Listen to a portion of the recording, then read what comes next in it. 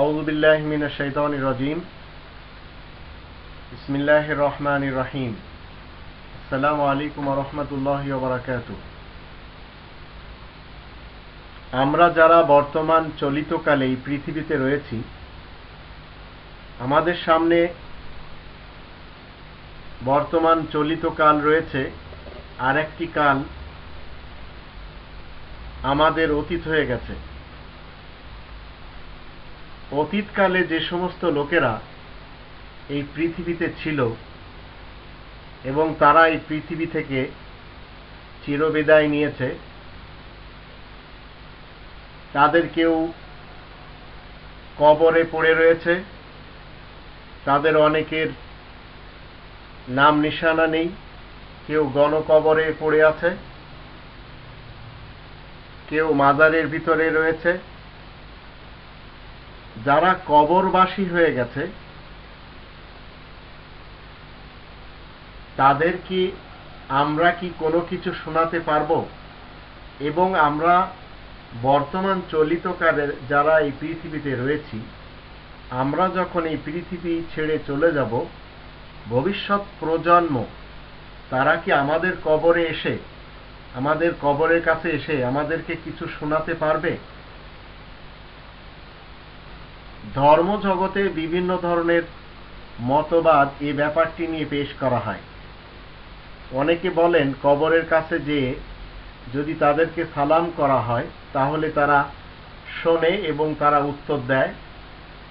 অনেকের ধারণা হলো কবরের কাছে গেলে কবরবাসীদের সাথে কথার লেনদেন করেছে অনেকে, এবং যারা খুব মুত্তাকি পরেজগার ব্যক্তি তারা কবরের হাল হাকিকত জানতে পারেন। এই ধরনের মতবাদগুলি একজন মুসলিম পৃথিবীতে রাখবে কিনা এই ব্যাপারটি নিয়ে যদি আমরা কোরআনে দেখি, একজন মুসলিম সে যত ইচ্ছা করুক না কেন, সে কি কবরবাসীদেরকে কিছু শোনাতে পারবে? কোরআনের ৩৫ নম্বর সূরা ফাতির এর আয়াত ১৯, ২০, ২১, ২২ এখানে বিস্তারিতভাবে আল্লাহ বুঝিয়ে দিচ্ছেন, কারণ কোরআন প্রত্যেকটি বিষয় নিয়ে কথা বলে। এখানে যদি আমরা দেখি, আল্লাহ বলছেন খুব সুন্দর উদাহরণের সাথে, ওয়ামা ইয়াস্তাউইল আ'মা ওয়াল বাসীর ওয়ালা যুলুমাতু ওয়ালান নূর ওয়ালা যিল্লু ওয়ালাল হারুর ওয়ামা ইয়াস্তাউইল আহইয়াউ ওয়ালাল আমওয়াত ইন্নাল্লাহা ইউসমিউ মান ইয়াশা ওয়ামা আনতা বিমুসমিইম মান ফিল কুবুর। অনুবাদ হলো, অন্ধ আর দৃষ্টিমান ব্যক্তি কি সমান হতে পারে? আধার আর আলো কি এক হতে পারে? ছায়া আর গরম লু হাওয়া এক হতে পারে? জীবিত আর মৃত্যু কি সমান? আল্লাহ যাকে খুশি শুনিয়ে থাকেন, কিন্তু যে ব্যক্তি কবরে পড়ে রয়েছে তাকে তো আর তুমি শোনাতে পারবে না। তো এই যে একটি